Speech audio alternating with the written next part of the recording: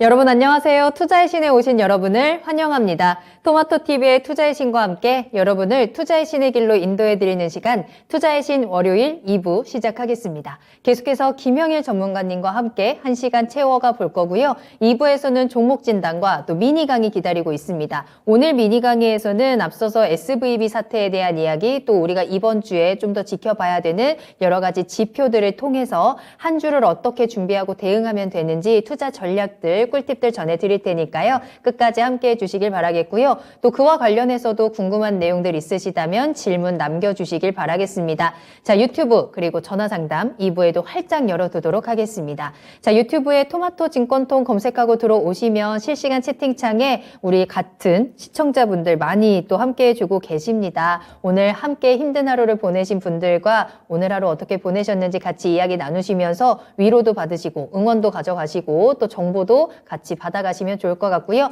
종목 상담 신청 계속해서 보내주세요. 종목명, 매수가, 비중 남겨주시면 되고요. 또 구체적인 질문들, 또 구체적으로 어떤 상황에 놓여 계신 건지 남겨주시면 그에 맞춰서 같이 전략 체크해 보도록 하겠습니다. 매수 문의도 좋습니다. 매수하고 싶으신 종목들 같이 올려주시고 안전한 투자 전략 체크해 보시길 바라겠고요. 자, 전화 상담 열어두도록 할게요. 02-325-8200번입니다.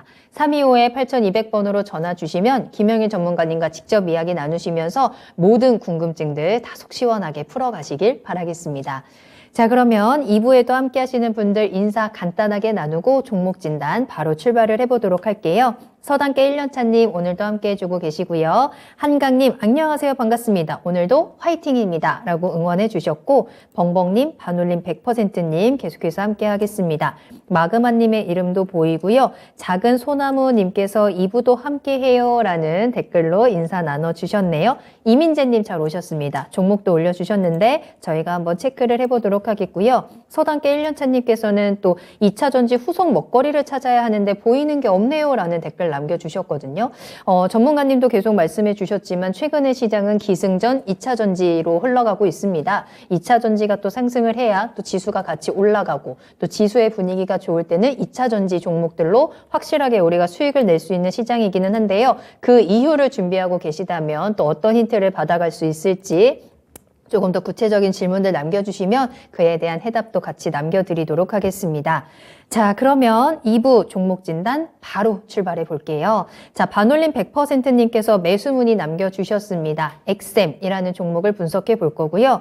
자, 엑셈 인공지능 빅데이터 데이터 솔루션 한다고 하는데 실적도 괜찮아 보입니다. 단타로 접근하려고 해요 라는 댓글도 남겨주신 게 확인이 되고 있습니다. 엑셈이라는 종목 일단 주가 차트부터 살펴볼까요? 자, 오늘 1% 정도 상승을 했고요. 4,800원에 거래를 마쳤습니다. 올해 들어서 조금 상승세가 뚜렷하게 나왔던 종목이어서요. 6,000원대 찍고 조금은 조정 흐름 나오고 있는 상황이네요. 자, 엑셈입니다. 이 종목은 어떤 종목인지도 좀 자세히 설명 부탁드리겠고요. 매수 타이밍 괜찮을까요?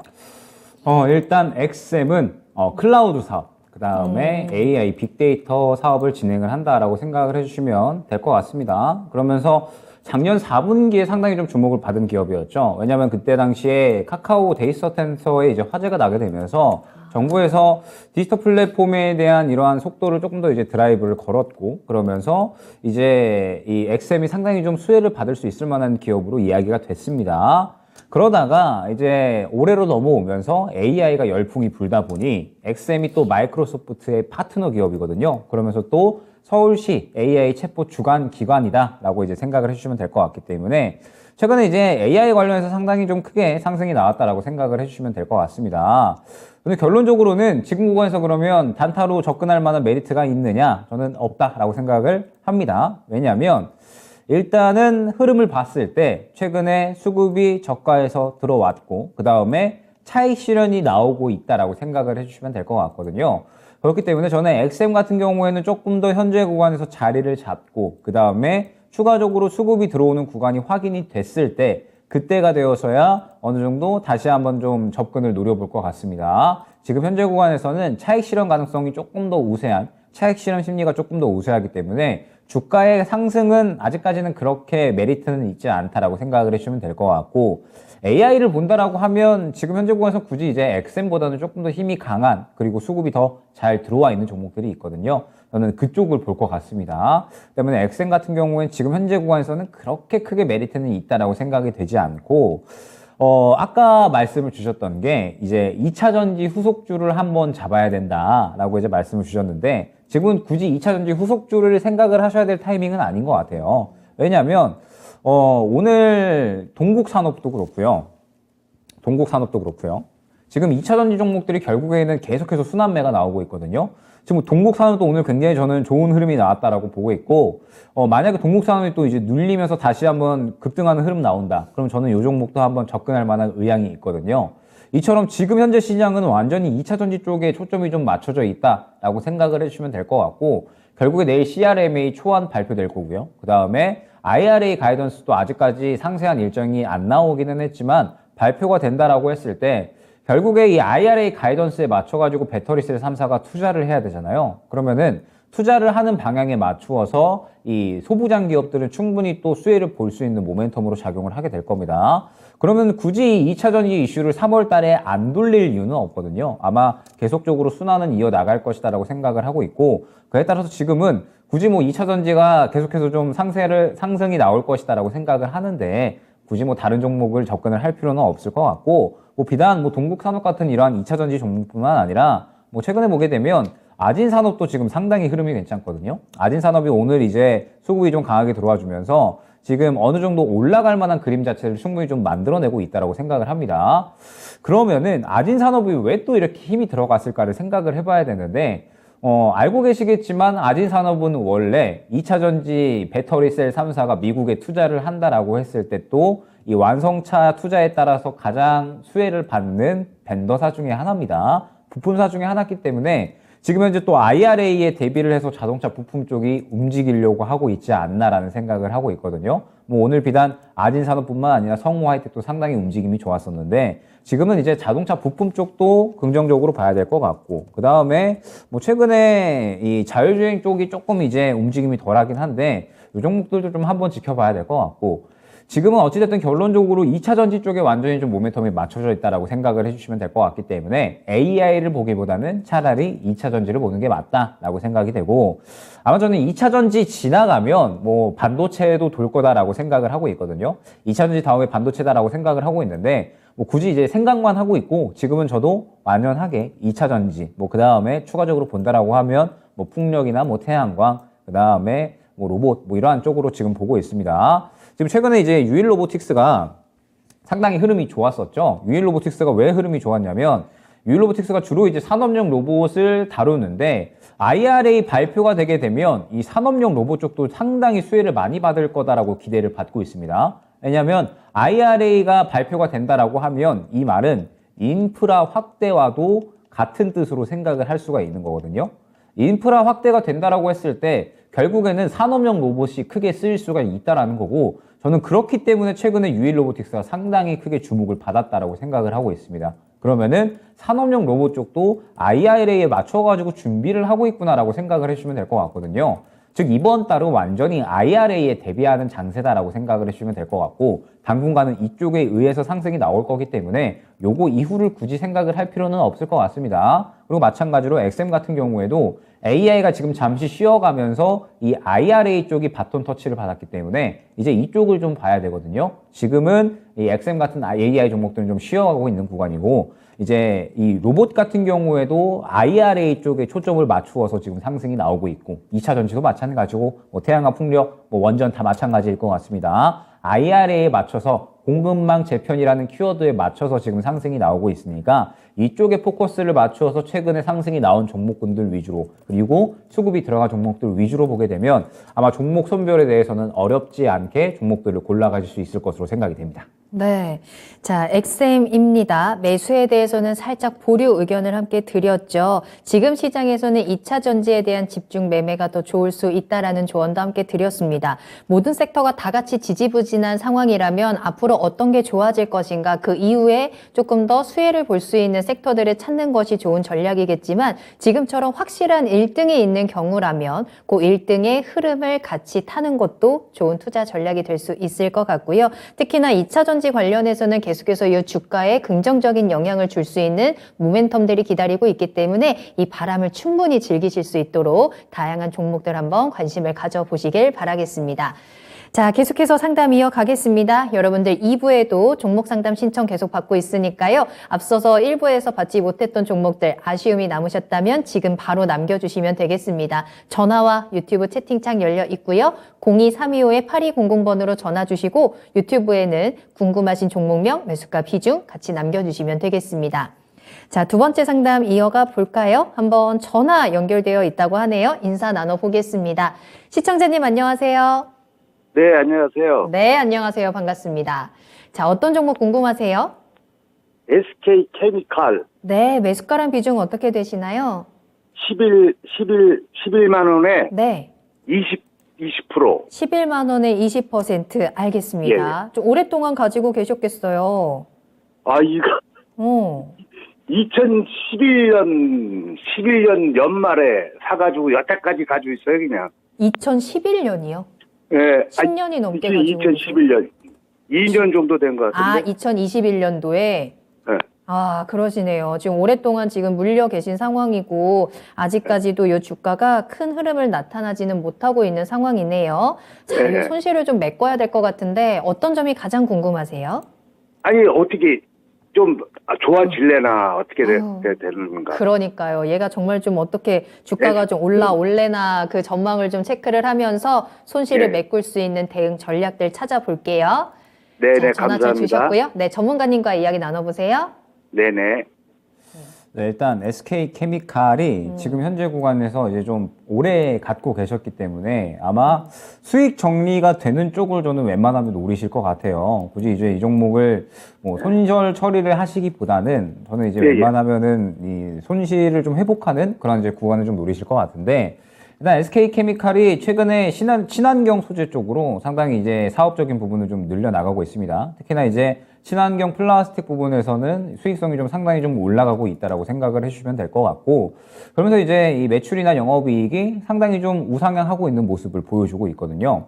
그러면서 이제 앞으로 이 그린 케미칼 그리고 이제 그린 소재라고 하는 부분이 최근에도 이제 뭐 에코 플라스틱이나 뭐 이제 관련된 친환경 소재 쪽에도 주목을 많이 받았던 것처럼 점차적으로 이제 이 캐파가 커져 나갈 겁니다. 아무래도 이 지금 현재 이 글로벌적으로 탄소 중립에 대한 워낙에 이 주목도가 높기 때문에 SK 케미칼도 그쪽으로 계속해서 좀 캐파를 늘려 나가면서 수익성을 조금 이제 회복을 해 나가고 있는 상태다라고 생각을 해주시면 될 것 같고, 그렇기 때문에 이제 기존의 이 석유화학 사업을 이쪽으로 좀 완전히 넘어가고 있다라고 생각을 해주시면 될 것 같습니다. 근데 일단은 이제 문제가 되는 부분이 무엇이냐? 지금 현재 구간에서 이제 친환경 소재 쪽으로 넘어가면서 무언가 새롭게 이제 사업을 변경하고 있는, 캐시카우로 조금 이제 변경하고 있는 그런 구간이다라고 생각을 해주시면 될 것 같은데, 일단 SK 케미칼도 생명과학 부분이 있죠. 이제 백신 부분이 지금 현재 계속적으로 실적이 좋지 않은 구간이다라고 생각을 해주시면 될 것 같습니다. 지지부진한 흐름을 이제 계속해서 좀 이어나가고 있고, 물론 이제 이 석유화학 부분이 계속적으로 이제 좋은 흐름들이 나오고 있기는 하지만 사실 최근 시장에서 이 그렇게 또 크게 이슈가 되지는 않았죠. 물론 이제 뭐 S-오일 같은 이런 종목들이 한 차례 이제 움직임이 나오기는 했습니다. 유가가 올라간다라는 이런 이제 이슈가 나오게 되면서 한 차례 이제 반응이 나오기는 했었지만 결론적으로 또 미국이 비축유를 풀게 되면서 또 마찬가지로 이 정유사들, 석유화학 쪽은 그렇게 이제 큰 재미를 보지는 못했거든요. 때문에 SK케미칼도 마찬가지라고 생각을 해주시면 됩니다. 기존 캐시카우가 석유화학 쪽에 이제 형성이 되어 있고 실적 자체는 꾸준하게 좀 잘 나와주고 있는데 유가가 지금 당장에 크게 움직이지 않고 있고, 그 다음에 중국이 또 이번에 생각보다 경제 목표치를 그렇게 크게 높게 내세우지 않았거든요. 32년 만에 또 가장 낮은 수치로 내놨기 때문에 이 부분이 유가에 대해서 어느 정도는 조금 이 트리거를 좀 당길 수 있는 그런 요소였는데 이 부분도 그렇게 크게 이제 이 큰 요소로 작용이 되지는 않았습니다. 그렇기 때문에 최근에 이제 유가가 이런저런 부진한 자리에서 움직이고 있다 보니까 SK케미칼도 마찬가지로 시장에서 그렇게 큰 주목을 받고 있지는 못하는 것 같아요. 그러면 저는 SK케미칼이 결국에 올라오기 위해서는 지금 현재 구간에서는 무언가 주목받을 수 있는 사업성이 한번 이 시장에서 또 이 주목을 해줘야 되지 않을까. 그러면 결국에는 친환경 소재 쪽이 될 것 같은데 SK케미칼이 친환경 소재 쪽으로 발전을 해나가고 있고 캐파를 늘리고 있기는 하나 지금 구간에서 또 그렇게 실적이 크게 나오는 구간은 아니거든요. 그러면은 SK케미칼은 마찬가지일 것 같습니다. 지금 오래 기다리시긴 하셨는데 마찬가지로 지금 구간에서는 좀 긴 기다림이 어느 정도는 있어야 추가적으로 이제 주가가 반등할 수 있는 흐름이 나올 수 있다라고 생각을 해주시면 될 것 같아요. 지금 보게 되면 저가가 최근에 7만 원 수준에서 잡혔는데 다음 매물대가 어디냐라고 봤더니 1차적으로 9만 원, 2차적으로 약 한 10만 원 수준으로 형성이 되어 있거든요. 그러면은 지금 현재 약 7만 원에서 9만 원 정도까지 아마 계속해서 왔다 갔다 할 겁니다. 어찌됐든 작년에 실적이 괜찮았고 그 다음에 올해에도 유가는 아마 하반기 가면서 반등할 만한 모멘텀이 많이 남아있기 때문에 7만 원에서 9만 원까지는 계속해서 왔다 갔다 할 것 같거든요. 그러다가 이제 1차적으로 9만 원, 10만 원에 이제 매물대가 형성이 되어 있기 때문에 이 구간을 뚫어주기 위해서는 마찬가지로 강한 수급이 동반되면서 무언가 시장에서 주목받을 수 있는 그런 이슈가 있어줘야 되는데 결국에 SK케미칼은 그쪽이 이제 친환경 소재 쪽이 될 거고 친환경 소재 쪽으로 주목을 받자니 지금 현재 구간에서 그렇게 이 주목을 받을 만한 모멘텀은 아니다라고 생각을 해주시면 될 것 같아요. 때문에 일단 만약에 저라면 어떻게 이제 대응을 하겠느냐 당장에 어떤 대응을 하지는 않고 조금 더 두고 볼 것 같습니다. 그러면서 이제 7만 원 초반대 구간에서 좀 자리를 잡아주는지를 보면서 결론적으로는 이제 반등 나오는 구간에 대응을 좀 잘 해야 될 것 같은데 그러면 말씀드렸듯이 1차 9만 원, 2차 10만 원이 될 것 같거든요. 그러면 저는 1차 목표가 혹은 이제 2차 목표가에 도달을 했을 때 어느 정도의 비중을 정리를 하셔서 다른 종목 쪽으로 한번 교체를 노리시는 게 기회비용 측면에서는 조금 더 이제 수익성이 올라오지 않을까. 왜냐면 말씀드렸듯이 일단 SK케미칼이 이 9만 원, 10만 원대 매물대가 형성이 되어 있는데 이 구간을 뚫고 올라가기 위해서는 무언가 큰 수급이 좀 동반이 되어야 되는데 지금은 그런 모멘텀이 당장에 나오기는 힘들 것 같거든요. 때문에 일단 1차 목표가 구간 9만 원에서 10만 원 정도 근처 구간까지 상승이 나오게 되면 최소한 비중 축소 정도는 한번 염두를 해주시는 게 좋지 않을까 생각이 되고 요 정도 구간에서 상승이 나왔을 때 비중을 축소한 다음에 다른 종목으로 이제 수익을 좀 노렸다가 뭐 SK케미칼이 친환경 소재 쪽으로 또 주목을 받게 되면 한 차례 수급 들어왔다가 마찬가지로 눌리는 구간이 나올 수가 있거든요. 이 정도로 이제 눌리는 구간이 나오게 되면 그 정도 수준에서 또 비중을 조금 더 담아서 이 10만 원 정도 구간에 빠져나오는 것을 목표로 그러니까 다시 한번 정리를 해보면 지금 구간에서 반등은 나올 거긴 합니다. 반등은 나올 건데 1차 9만 원, 2차 10만 원 정도의 매물대가 어느 정도 형성이 되어 있다 보니 이 구간을 바로 뚫어주기에는 어려울 거거든요. 때문에 1차적으로 이 구간에 도달을 했을 때 비중을 축소를 해주시고 다음 이제 저가 잡힐 때에는 비중을 축소를 해놨기 때문에 상대적으로 추가 매수를 하기에는 조금 더 여력이 있으실 겁니다. 때문에 바닥이 잡히는 구간에 다시 한번 비중 축소를 해 놓은 물량을 추가 매수를 해서 평단가를 낮춰 놓으시고 한 차례 이 9만 원 정도 혹은 10만 원 정도를 소화를 해줬기 때문에 재상승이 나온다라고 하면 다시 이 구간까지 상승이 나오는 건 그렇게 어렵지 않을 거거든요. 그리고 지금 현재 주가 자체가 워낙에 많이 떨어진 구간이기 때문에 이 정도 구간을 목표로 다시 한번 저가에서 추가 매수를 진행을 한다라고 했을 때에는 그래도 최소한 수익 만회는 가능할 것 같기 때문에 지금 현재 구간에서 일단은 1차 반등이 나올 때까지 조금 더 여유롭게 보자 안내를 드리도록 하겠습니다. 네. 네, 요 가격적인 전략 좀 잘 정리가 되셨어요, 시청자님? 이게 사실은 15만 원에 사가지고 계속 물 타가지고 온 거예요. 그러셨구나. 진짜 오랫동안 지금 이 종목으로 15만 원에 고생을 사가지고. 하셨는데 그러니까요. 지금 가격에 더 물 타도 돼요.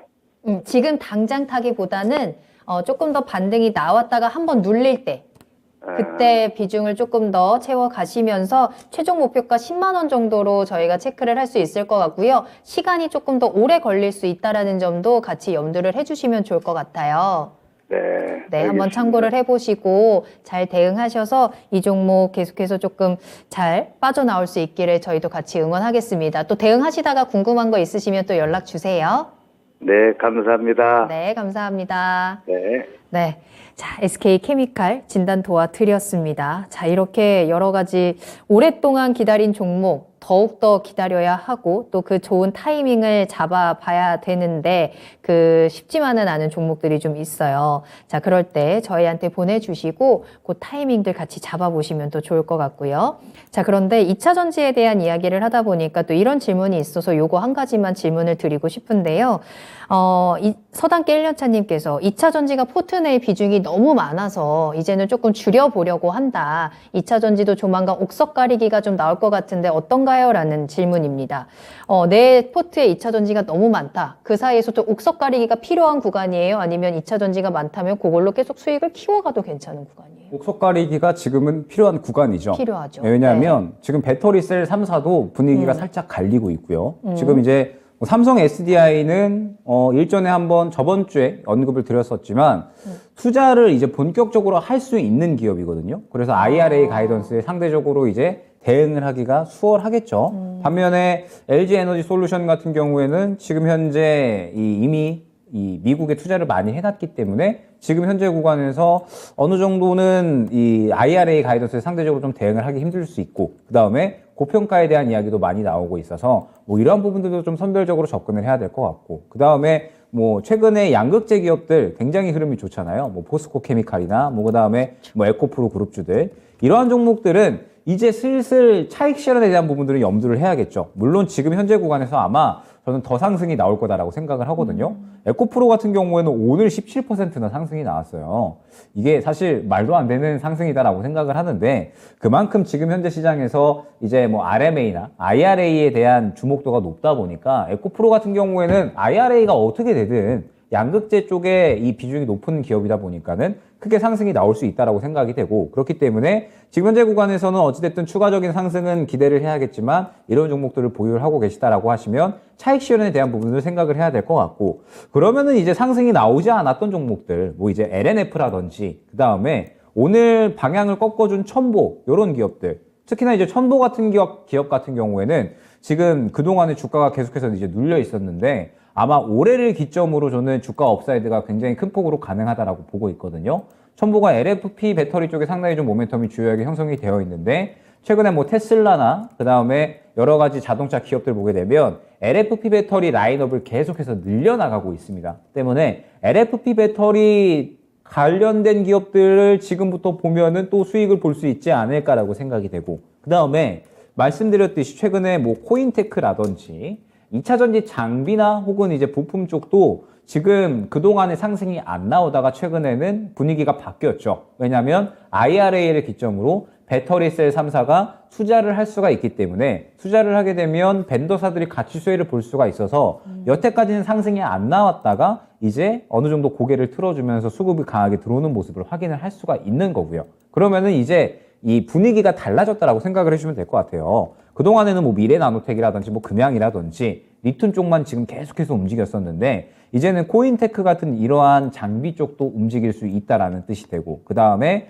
그동안에 상승이 나오지 않았었던 소재 쪽도 이제는 지켜봐야 되는 구간이 됐다라고 생각을 해주시면 될 것 같습니다. 지금 분위기가 공급망 개편이라는 키워드로 인해서 완전히 바뀌어 나가고 있기 때문에 차익 실현할 수 있는 종목들은 차익 실현을 하고, 새롭게 바뀌는 분위기, 즉 IRA 기점으로 해서 이제 이 미국 쪽에 본격적으로 투자를 할 거냐, 아니면은 미국 제외 다른 이제 뭐 유럽 국가들에도 투자를 좀 늘릴 거냐, 이러한 부분들에 대해서 이 수혜를 받을 수 있는 기업들이 또 굉장히 여러 가지가 될 거고, 그 다음에 올해 또 이제 업계가 바뀌는 부분들, 뭐 예를 들면 올해부터 이제 테슬라가 가격적인 부분에 대해서 이제 계속적으로 이 공급 가격을 좀 하락을 시키고 판매 단가를 하락을 시키면서 이러한 부분들에 대해서 가격 경쟁이 이어지고, 그럼에 따라서 뭐 이제 LFP 배터리를 활용한 중저가 차량 라인업이 이제 흥행한다라고 했을 때 LFP 배터리가 또 수요가 크게 들어갈 수 있는 부분이라든지, 이러한 부분들을 이제 어느 정도는 고려를 하면서 포트를 다시 한번 2차전지 쪽으로는 재정비할 필요가 있다라고 생각이 되고 있거든요.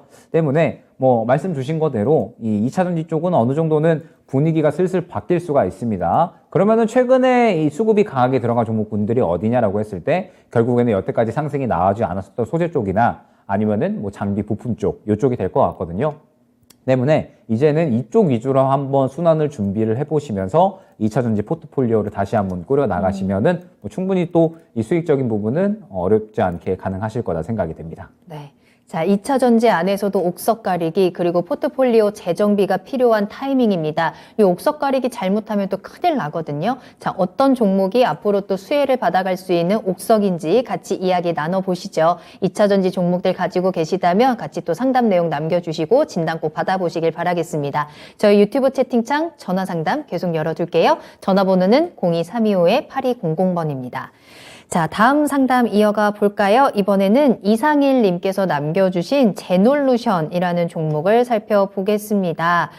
매수가는 1,500원이고요. 비중 50% 담으셨거든요. 오늘 꿀벌 치료제 공시 났습니다. 욕심을 더 내도 괜찮을까요? 라는 질문 남겨주셨어요.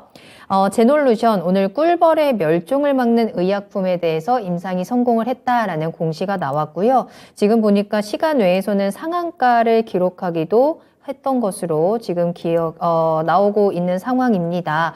오늘은 살짝 좀 주춤하면서 12,200원의 거래를 마쳤지만 현재 좀 분위기가 좋게 흘러가고 있는 만큼 조금 더 수익을 키워갈 수 있을지 지금 그 기회를 노리고 계신 것 같은데요. 비중도 두둑하게 실으셨기 때문에 이게 수익을 점점 더 키울 수 있다면 욕심을 낸다면 정말 큰 수익을 볼 수도 있지 않을까라는 기대가 되는 상황입니다. 제놀루션 어떻게 가져갈까요?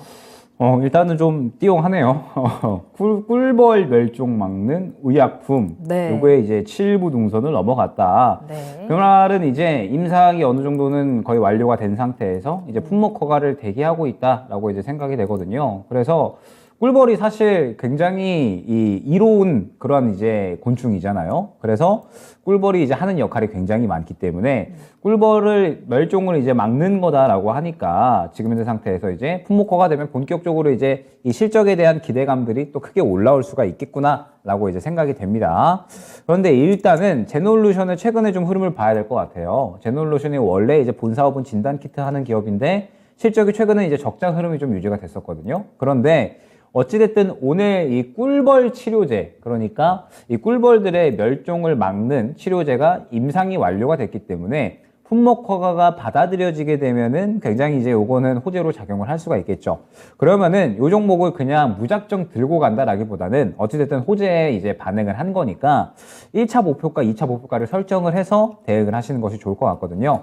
일단 1차 목표가는 13,000원 초반 구간, 2차 목표가는 15,000원 구간이 될 것 같습니다. 지금 제놀루션이 시간의 상한가에 잡혀 있기는 한데 일단 시간의 상한가에 잠겨 있는 물량도 4만 주 수준밖에 되지 않기 때문에 그렇게 크지 않고요. 그 다음에 최근에 바닥에서 들어온 물량도 지금 보게 되면 그렇게 크지 않습니다. 이 말뜻은 무엇이냐?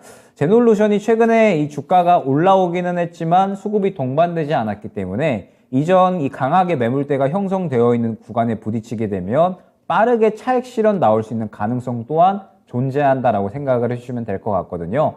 그러면 일단 시간의 상한가를 가게 됐으니 13,000원 초반대에서 시작을 할 겁니다. 그러면은 말씀드렸듯이 13,000원 초반대에 매물이 형성되어 있기 때문에 바로 이 구간을 돌파를 해주면 아마 15,000원 근처까지 돌파 시도해 줄 거고요. 만약에 그렇지 않는다라고 하면은 차익 실현이 바로 이제 나올 수가 있겠죠. 그러면 이제 두 가지 방법일 것 같습니다. 결론적으로 13,000원 초반대에서 바로 이 차익 실현이 강하게 나오는 것 같다라고 하면 그대로 이제 시청자님께서도 차익 실현 진행을 해주시면 좋을 것 같고 이제 어느 정도 수급이 붙어주면서 상승이 나온다라고 하면 15,000원 구간까지 보시면 될 것 같습니다. 조금 더 늘려서 보게 되면 15,000원 구간이 매물대가 너무 두텁거든요. 그래서 아마 이 구간을 뚫어주기에는 조금은 이제 힘들 수가 있습니다. 15,000원 구간은 매물대가 너무 두텁기 때문에 이 구간을 뚫어주기에는 조금은 힘들 수가 있으니까 일단 내일 흐름이 굉장히 중요할 것 같아요. 내일 흐름 13,000원 초반대 바로 이제 강하게 수급 붙어주면서 15,000원 돌파 시도해준다. 그러면은 추가적으로 수익권을 노릴 수 있겠지만 아마 이 구간을 뚫어내지는 못할 겁니다. 그렇기 때문에 일단은 15,000원이 최종 목표가가 될 거고 13,000원 초반대에서 수급 붙어주면은 15,000원까지 만약에 그렇지 않고 차익 실현 바우로 나오는 것 같다라고 하면은 그 구간에서 그대로 차익 실현 진행해 주시면 될 것 같습니다. 네. 자, 일단 13,000원을 강하게 뚫어주는지 그 흐름이 중요할 것 같고요. 15,000원 목표가 그리고 수익으로 빠져나오는 전략들 확인하시길 바라겠습니다. 꿀벌 치료제 이야기하는 사이에 우리 양봉업자님께서 조금 많이 늦었네요 라고 하시면서 출석 체크해 주셨고요. 호두빵님도 잘 오셨습니다. 세곰쥐말님, 로또님과 우상향님, 그리고 블링맘님께서도 함께 해주고 계시는데요. 저희 시간 10시 31분 지나가고 있고요. 계속해서 종목 접수 받고 있으니까 궁금하신 종목명, 매수가 비중도 같이 남겨주시면 되겠습니다. 다음으로 만나볼 종목은요. 3기 EV입니다. 김 기자님께서 남겨주신 종목으로 살펴보겠고요. 매수가는 2450원, 비중은 10% 담으셨어요. 계속 내려서 걱정입니다. 꼭 봐주세요 라고 하셨는데 3기 EV가 굉장히 기분 좋게 상장을 했었던 종목이죠. 이제 상장한 지 막 한 달 정도 지났습니다. 상장 이후에 계속해서 좀 하락하는 흐름을 보여주고 있고 특히나 이번 달 들어서 좀 급격하게 내려오고 있는 상황인데요. 오늘 18,110원에 내려와 있습니다. 시청자님께서는 요 중간에 지금 매수를 하셨고 손실이 아주 큰 상황은 아닙니다만 최근에 계속해서 우하향하는 흐름이 좀 걱정이 되시는 것 같은데 3기 EV 뭐 전망도 괜찮은 것 같고 또 상장할 때도 분위기 굉장히 좋았는데요. 주가에 대한 대응은 어떻게 하면 좋을까요? 일단 3기 EV는 최근 저가만 이탈하지 않으면 괜찮을 것 같아요. 최근 저가가 17,750원에 잡혔거든요. 그러면은 요 구간만 이탈을 하지 않으면 저는 괜찮을 것 같습니다. 말씀드렸듯이 2차 전지 부품 쪽을 지금은 집중을 많이 해야 된다라고 이제 안내를 드렸잖아요. 3기 EV도 마찬가지로 2차 전지 부품 쪽입니다. 엔드 플레이트를 이제 주로 생산을 하고요. 요게 이제 전기차 대당 약 한 20개에서 60개까지 들어간다라고 생각을 해주시면 됩니다. 그러면서 이제 앞으로 수익성이 좀 상당히 기대되는 그런 이제 기업이다라고 생각을 해주시면 좋을 것 같고, 지금 현재 이 3기 EV 같은 경우에도 미국 쪽에 지금 계속해서 투자를 하면서 캐파를 늘려 나가고 있는 상황이에요. 그러면서 이제 계속적으로 좀 수주를 늘려 나가고 있는 상황이라서 지금 이 3기 EV 같은 경우에는 그래도 실적 성장성에 대한 이러한 기대감이 좀 상당히 커진다라고 이제 볼 수가 있을 것 같고, 중요한 부분은 마찬가지일 것 같습니다. 3기 EV도 어찌됐든 지금 현재 전기차 부품 쪽이고 성장성이 기대가 되다 보니까 아무래도 IRA에 대한 기대감이 마찬가지로 적용이 될 수 있다고 생각을 하고 있거든요. 그러면서 이제 이 미국 공장에 또 투자를 해놓은 부분이 아직까지 좀 시간이 걸리기는 할 테지만 IRA에 따라서 어느 정도 또 동시에 수혜를 볼 수 있는 구간이 나오지 않을까. 그러면은 말씀드렸듯이 최근의 저점 구간이 이제 17,750원 구간이잖아요. 요 구간만 이탈하지 않으면 괜찮습니다. 요 구간을 이탈을 하게 되면은 사실 저가가 언제 잡힐지라고는 이제 말씀을 드리기가 좀 힘들 것 같아요. 왜냐면은 지금 현재 최저가가 17,750원이라 요 구간 이탈을 하게 되면 15,000원에 잡힐 수도 있는 거고 12,000원에 잡힐 수도 있는 거다 보니까 저가는 언제 잡힌다. 요거는 이제 정확하게 말씀을 드리기는 어렵겠지만 요 구간을 이탈을 하지 않는다라고 했을 때에는 3기 EV가 최근에 이 바닥 구간에서 들어온 수급이 저는 상당히 좀 긍정적이었다라고 보고 있거든요. 이 구간의 수급이 아직까지 저는 그대로 다 살아있다라고 보고 있기 때문에 그러면은 수급이 살아있다라고 했을 때 이 저가 부분을 이탈을 하지 않는다라고 하면 이 수급을 바탕으로 해서 다시 한번 2만 원 정도 구간까지 소화를 해주는 그러한 이제 이 상승이 나와 줄 거고요. 그러다가 눌림 구간에서 다시 한번 재상승하는 이러한 흐름이 나오지 않을까. 그러면은 1차 목표가는 약 2만 원, 그 다음에 2차 목표가는 2만 2천 원 정도가 저는 될 것 같거든요. 지금 이제 2만 2천 원 이후로는 또 상장 초기에 물량이 있기 때문에 2만 2천 원 정도 도달을 하게 되면은 또 어느 정도 흐름을 보기는 봐야 될 것 같은데 일단 1차 목표가는 2만 원, 2차 목표가는 2만 2천 원으로 형성이 된다라고 생각을 해주시면 될 것 같습니다. 그러면 이제 봐야 될 건 무엇이냐? 17,750원 말씀드렸듯이 이 구간 이탈하는지 안 하는지를 주의하게 보셔야 됩니다. 이 구간만 이탈을 안 해주면 그러면은 다시 한번 이 구간에서 반등 시도를 해주면서 이제 내일 뭐 CRMA 발표되면서 뭐 2차 전지 쪽의 분위기가 어느 정도 형성이 될 수가 있겠죠. 그러다가 IRA 발표되게 되면은 또 이쪽 이 2차 전지 부품 쪽이 또 한 차례 분위기 탈 수 있거든요. 그럼 분위기 타준다라고 했을 때는 또 충분히 다시 한번 재상승을 노릴 수가 있는 부분이라 일단 지금 보셔야 될 거는 17,750원 이 저가 부분을 이탈을 하지 않는지를 주요하게 보셔야 될 것 같습니다. 이 구간만 지켜주게 되면 최근에 수급이 분명하게 괜찮았고 IRA 또 정통하게 수혜를 볼 수 있는 그러한 업황이다 보니까 지금 구간에서는 일단은 말씀드렸던 이 구간 지켜주면서 반등 나오는지를 주요하게 보셔야 될 것 같고 반등이 나오게 된다고 했을 때 말씀드렸듯이 1차 목표가 2만원, 2차 목표가 22,000원이 될 겁니다. 이 구간에서 이제 아마 그림을 예상을 한다라고 했을 때 마찬가지로 2만원 구간에 또 매물대가 형성이 되어 있기 때문에 이 구간에서 한 차례 또 상승 나오고 눌렸다가 재상승 나오는 그림이 나올 것 같거든요. 때문에 일단은 지금 현재 구간에서 1차 목표가 2만원 보시고 눌리는 구간에 추가 매수를 준비한다라고 하더라도 일단 지금 당장은 조금 이제 다시 한번 반등이 나올 때까지 여유롭게 보시면서 지지 라인을 이탈을 하지 않는지 가장 중요하게 보셔야 될 것 같습니다. 그러면서 말씀드렸던 목표가가 2만 원에서 2만 2천 원 이 정도 사이이기 때문에 그 정도 구간이 오게 되면 정리한 다음에 다른 종목으로 교체를 노리시는 전략 안내드리도록 하겠습니다. 네, 좋습니다. 가격 라인 다시 한번 확인하세요. 17,750원 저가 지켜줘야 하고요. 목표가는 2만 원과 2만 2천 원 확인해 보시면 되겠습니다. 자, 계속해서 다음 상담 이어갈까요? 여러분들 아직 시간 충분히 남아있으니까 궁금한 내용들 남겨주시고 전화 주시길 바라겠습니다. 02-325-8200번 열어둘게요. 자, 이번에 만나볼 종목은 카카오입니다. 상록수님께서 오늘 매수하셨다라고 남겨주신 종목인데요. 매수가는 6만 1,000원이고요. 비중 10% 가지고 계세요. 수익 낼 수 있을까요? 라는 질문과 함께 올려주셨습니다.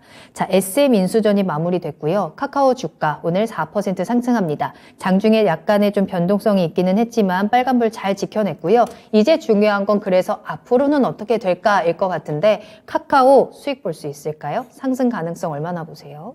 수익을 볼 수 있다라고 생각을 하는데 시간이 길게 걸리겠죠. 어쩔 수 없이. 카카오가 지금 보게 되면 최근의 흐름 자체가 이제 추세를 다시 한번 하락으로 돌려놓다가 오늘 이제 이 고개를 튼 구간이에요. 그런데 고개를 튼 구간이 결론적으로 매물대가 이제 또 형성이 되어 있는 구간이거든요. 그렇기 때문에 이 구간을 좀 뚫어줬어야 되는데 못 뚫어주고 윗꼬리를 그렸다라는 부분은 이 매물대에 어느 정도 부담을 느끼고 있다라고 생각을 해주시면 될 것 같습니다.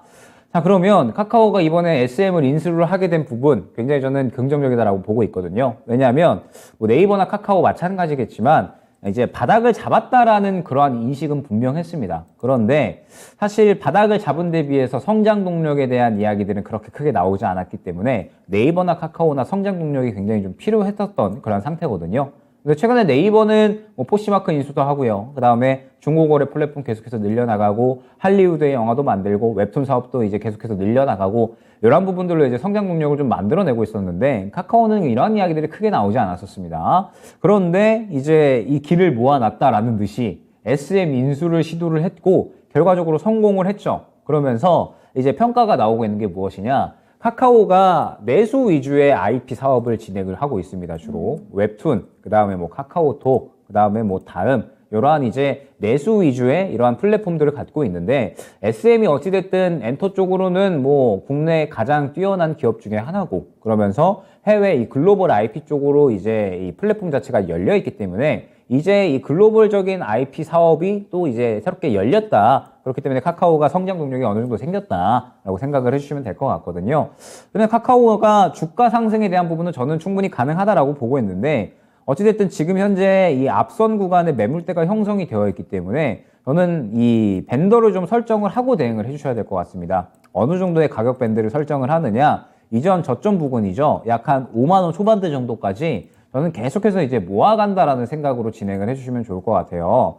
지금 보게 되면 어찌됐든 고개를 틀어주기는 했으나 매물대에 부딪혔기 때문에 이 구간 못 들어주면 다시 한번 또 하락을 할 수가 있다라고 생각을 해주시면 될 것 같고 만약에 하락을 한다라고 하면 지금 단기적으로 올라올 수 있는 가능성은 이번 FOMC에서 연준이 금리 동결한다라고 했을 때 그럴 때 아마 이제 상승할 수 있는 모멘텀은 될 것 같거든요. 그러면은 이제 카카오는 요 구간에서 모아가게 되면 저는 길게 봤을 때는 분명하게 한 그래도 이 9만 원 정도까지는 상승이 가능하다라고 보고 있습니다. 그런데 지금은 어찌됐든 이 빠르게 주가가 움직일 수 있는 구간도 아니고 앞에 매물대로 또 소화해줘야 되는 구간들이 있기 때문에 지금 당장은 길게 보셔야 되는 구간이다라고 생각을 해주시면 될 것 같아요. 때문에 단기적인 방향을 생각하고 들어가셨다. 그러면은 요거는 정리하고 다른 종목 보셨다가 조금 더 이제 이 밴드권 하단에 좀 위치했을 때 그때부터 이제 장기적으로 모아가시면 될 것 같고 단기적인 방향으로 이제 접근을 하셨다라고 하시면 지금 이 종목 볼 게 아니라 말씀드렸듯이 2차 전지 쪽으로 접근을 해야 되겠죠. 지금은 카카오는 오늘 SM 인수에 대해서 반응이 나온 것 뿐이지 지금 당장에 이 앞에 매물대를 바로 뚫어주기는 조금 힘들다 보니까 뭐 접근을 하신다라고 하시면 장기적으로 보시면 괜찮습니다. 장기적으로 보면 지금부터 그냥 쭉 모아가시면 되거든요. 그러면 뭐 충분히 이 정도까지는 상승이 나올 수가 있으니까 장기적인 관점으로 보시면 그냥 쭉쭉쭉 가격 밴드 설정해서 모아가시면 될 것 같고 단기적인 방향으로 보셨다라고 하시면 지금 이 종목보다는 2차 전지 쪽을 활용을 하셔라 말씀드리도록 하겠습니다. 네, 카카오는 장기적인 관점이 필요하겠습니다. 오늘은 이 SM 인수와 관련한 단기적인 이슈로 반등을 한 것이고요. 매물대가 두텁다라는 점도 약간의 조금 한계로 작용을 할 수 있기 때문에 이 부분 참고를 해보시면 좋을 것 같고요. 지금 채팅창에서 FRC가 뭐예요?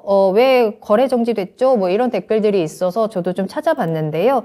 FRC는 퍼스트 리퍼블릭 은행입니다. 이 SVB 사태의 여파가 지금 확산되고 있는 것으로 보이고요. 실리콘밸리 인근의 중소은행이라고 해요. 역시나 실리콘밸리로부터 여러 가지 좀 유동성 자금을 좀 조달을 받았기 때문에 계속해서 이런 뱅크런에 대한 우려가 좀 나오고 있는 것 같고요. 따라서 시작 전에 지금 60%, 개장 전에 60% 폭락을 하면서 거래 정지가 지금 좀 신호가 나오고 있는 것 같고, FRC뿐만 아니라 뭐 뱅크 오브 아메리카라든지 JP 모건 같은 은행주들도 좀 타격을 받고 있다라는 점이 지금 좀 뉴스로 속보로 나오고 있는 상황이어서요. 은행주들 또 이 서학개미 분들께서는 이런 쪽도 같이 좀 참고를 해보시면 도움이 될 것 같네요. 내일장 좀 잘 대비를 해보셔야 될 것 같습니다. 자, 그러면 다음 상담 저희 전화로 빠르게 이야기 하나 나눠볼까요? 시청자님 안녕하세요. 예, 네, 안녕하세요. 반갑습니다. 어떤 종목 궁금하세요? GS건설 좋습니다. 매수가랑 비중 어떻게 되실까요?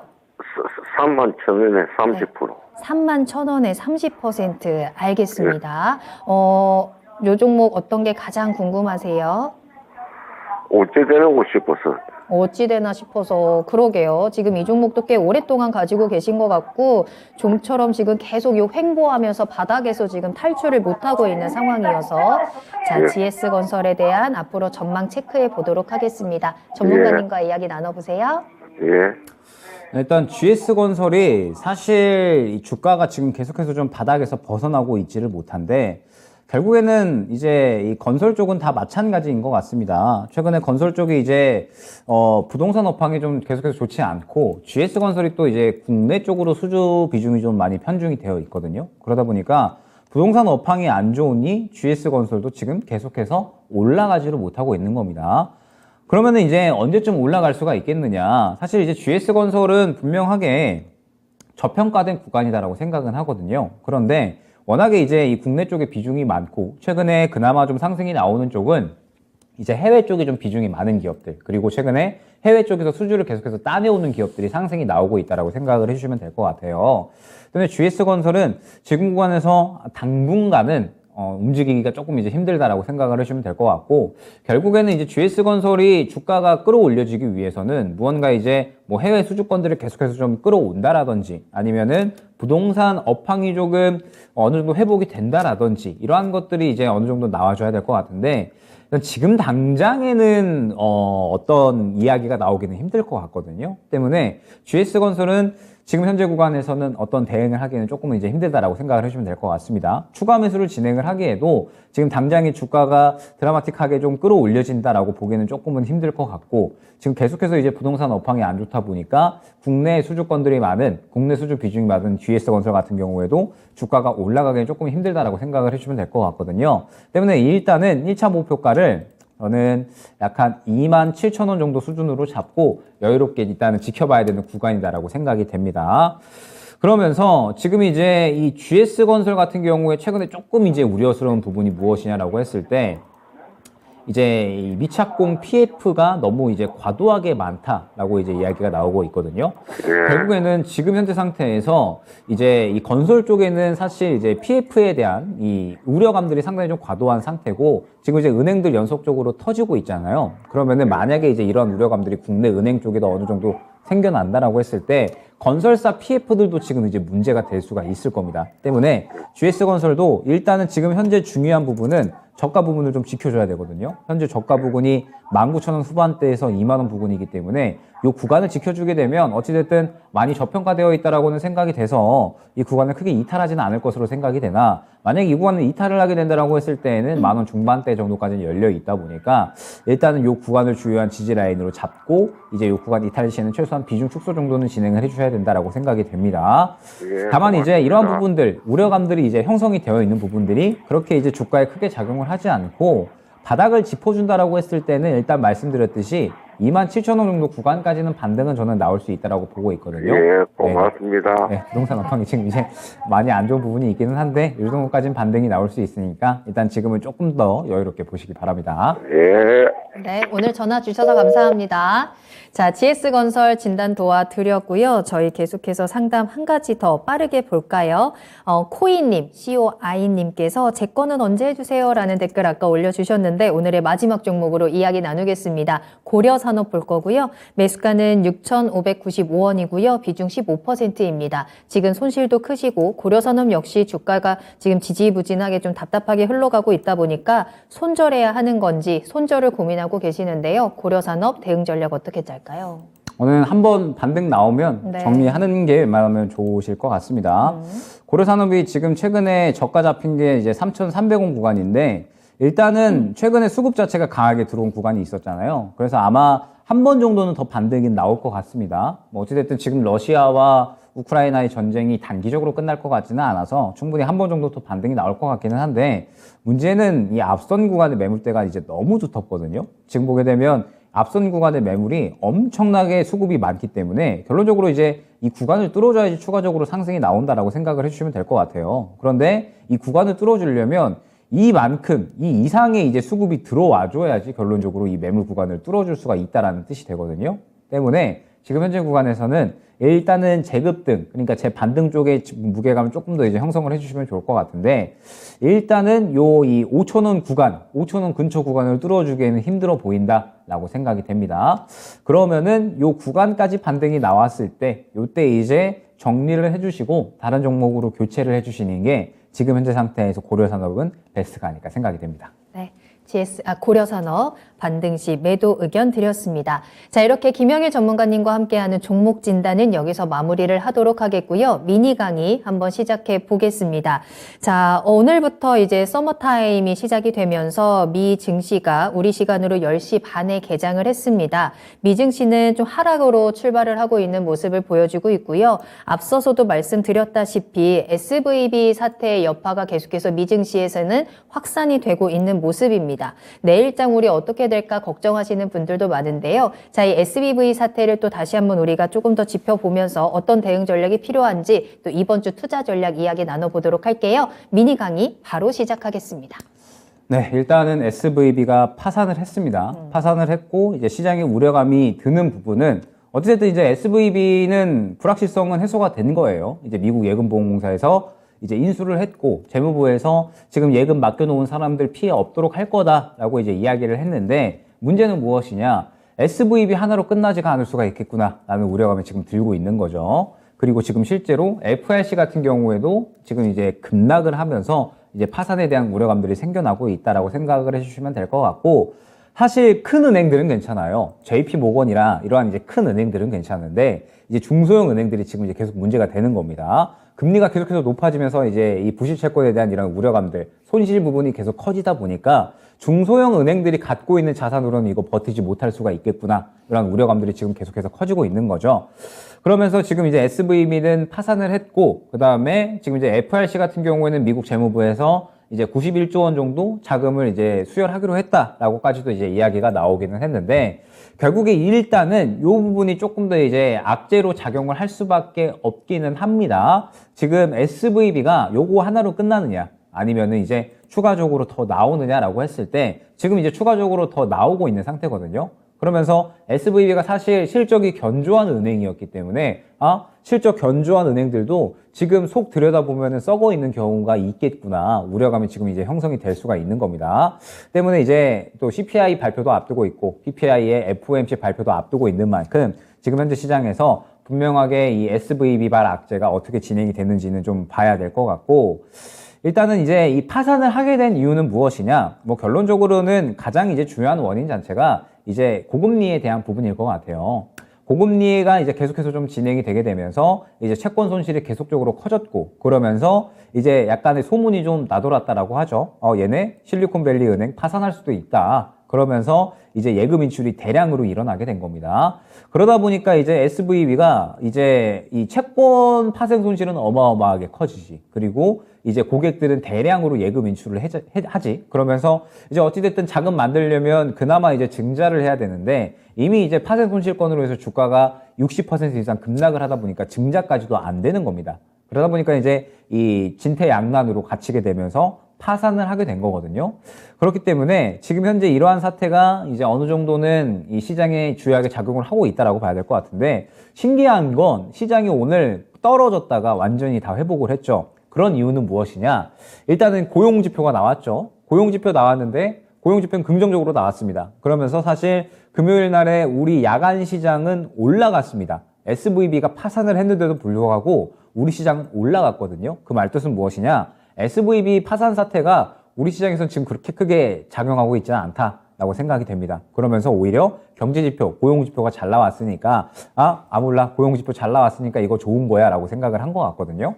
그러면 아마 이번 CPI 정도만 저는 잘 나와주면 시장이 저는 나쁘지는 않을 것 같다라고 생각을 합니다. 왜냐하면 어찌됐든 SVB 파산이 이 불확실성 해소라는 측면으로 이제 받아들여진 것 같기 때문에, 물론 지금 이제 FRC가 추가적으로 나오기는 했지만 뭐 미국 정부에서 이제 처리를 한다라고 이제 이야기를 했으니까, 그러면은 이제 뭐 어찌됐든 지금 현재 상태에서는 시장에서 조금 더 주목을 할 부분은 아무래도 경제지표인 것 같고, 중요한 부분이 이제 이건 것 같아요. 제가 또 오기 전에 패드워치를 한번 보고 왔거든요. 그런데 이제 아까 말씀드렸듯이 새벽까지는 이게 이제 여기가 지금 동결 수준이 아니라 베이비 스텝이었고 여기가 이제 빅 스텝이었습니다. 그러면서 비등비등 했거든요.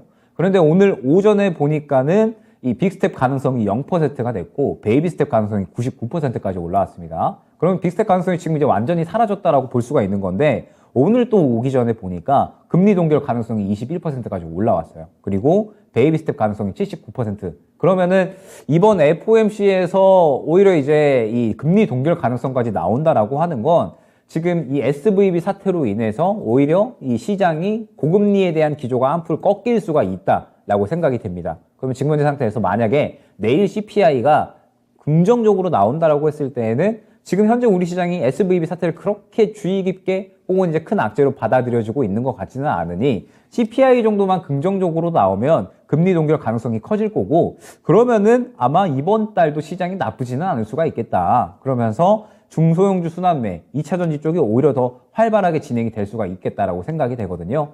때문에 지금 현재 구간에서 저는 뭐 충분히 이 시장에 대해서는 순환매 준비를 좀 해야 될 것 같습니다. 지금 시장이 받아들여지고 있는 것 자체가 SVB 사태는 그렇게 크게 받아들여지고 있지 않고 경제지표에 집중을 하는데, 경제지표가 CPI 정도만 긍정적으로 나오면 고금리 기조가 한풀 꺾이다 보니까 그러면은 이제 상대적으로 위험자산에 속하는 우리 시장에는 긍정적인 거거든요. 때문에 일단 우리는 내일 CPI 정도만 잘 보면 될 것 같습니다. CPI 잘 나오면 시장은 아마 FOMC까지는 또 긍정적으로 진행이 될 거고, FOMC에서 혹시나 금리 동결 혹은 베이비 스텝 정도만 이야기를 해도 시장이 그렇게 나쁘지는 않을 것 같으니, 일단 지금 현재 구간에서는 나쁘지 않은 그러한 심리로, 긍정적인 심리로 중소형주 순환매를 준비해보자 안내를 드리도록 하겠습니다. 네.